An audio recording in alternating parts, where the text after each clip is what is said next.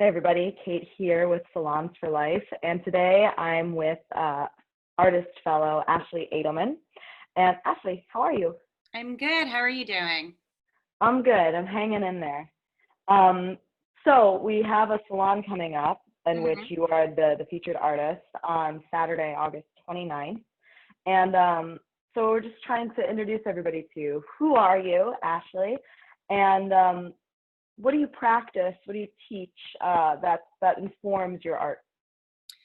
So I think the majority of what I do is documentary theater, and I create documentary theater from, I think, many different angles, as does my entire team when I work with them.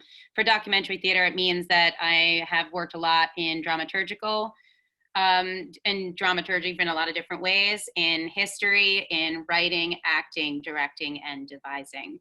And that is, I think, I think you can personally create documentary theater in a variety of different ways, but those are the biggest skills that I've had to be able to continue to create works that's based on primary sources. That's terrific. So when people go and to attend this virtual salon, what can they expect, especially using this modality of documentary theater, where I think a lot of people are probably not familiar with what it is? So for this particular workshop, it's actually more about getting people in touch with past memories.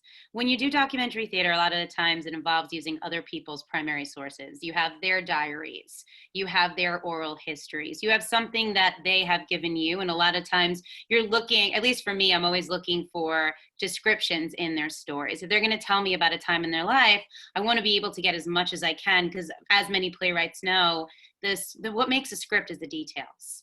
You can, obviously see a film and it's beautiful, but if you don't have those beautiful details in a film, then your attention's gonna go elsewhere. And it's the same thing for theater. So for this particular one, I'm actually just trying to remind people of the many memories that they have inside of them and that they're not lost. So when someone comes to this workshop, it really is a chance for them to get whatever they want out of it. This particular one, we're looking into their inner child. And I picked inner child because I think there's a sense of play that gets lost as time goes on. And play comes out in a variety of different ways. Play could be something as simple as allowing yourself to pretend that a stick on the floor can be a magic wand, or a stick on the floor can be your sword and you have a sword fight with somebody. But somehow along the way, we just looked at it and said, no, that's a stick. And we didn't allow ourselves to dream and play. So I want to remind people, if that's the child that you were, that you can go back to that. If you were a different child, let's go back to that time and remember that moment.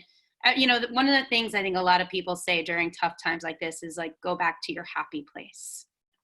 Everyone has a different happy place. For some people, that's when they're a child and they were sitting in a room with their mom and their dad and they felt safe.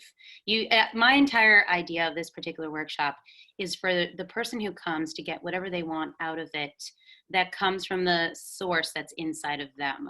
So I'm there just to guide you through. I went to school specifically in guided that helps people guides them through sensorial memories and all of that. And I very much believe that we hold those parts inside of us. So I'll be using my acting training for that. And then from there, we'll continue to use some of our own writing skills to be able to write down what it is that you saw. And there's no expectations of this. It really is also to allow oneself to be in the moment and put something out in words, and then appreciating what it is that you created. And it's okay to have judgment about it, because we do. But just for that little moment, just putting something down there and being proud that from this workshop, you've been able to create something that if you want, you can share with others, or you can keep for yourself and bring out whenever you're lonely or you miss having fun. It's basically so you can give yourself these things without having to go out into the outside world, sometimes when it's harder to get it yourself from those outside sources. I think the self-excavation portion of this that you're describing, that like you have to be the excavator of your own story and then figure out how to integrate it into your life, is actually something that I think a lot of people are trying to do, because life is a little bit tumultuous right now and there's a lot of information coming left and right from various sources that's really making us ask ourselves, what do I believe and who am I and where do I stand in all of this? But I think a lot of people have no idea or access point into that. So I think this sounds like a really, really powerful tool that we get through acting training and theater training, but that a lot of people just don't have access to. So I'm really looking forward to it. I am as well. And I think you said it, is that for a lot of us, artists, it's definitely not easy being an artist, especially with the craziness of the outside world and just many other factors. But one of the things that we do get is we get to tap into how we're feeling, and it's a good and the bad. Sometimes you don't want to tap into how you're feeling, but we at least do get the opportunity. We get to explore characters who have a rich life that we get to create. We get to perhaps use our own experience to try to understand where they're coming from. Yeah. And I think that anyone can have that opportunity. I think it's scary to sit with oneself and remind oneself of who we used to be, because it's still in you. We always talk about how everything has changed, and there's actually been a lot of talk too, who, February 2020 person is very different than right now, 2020. That person is still there, just like that child, that one that was excited. And I've heard people say so often, oh man, if you could have seen me as a child, I was crazy. I would, jump into mud and all that. That person is, that little child is still there if you want to bring that out.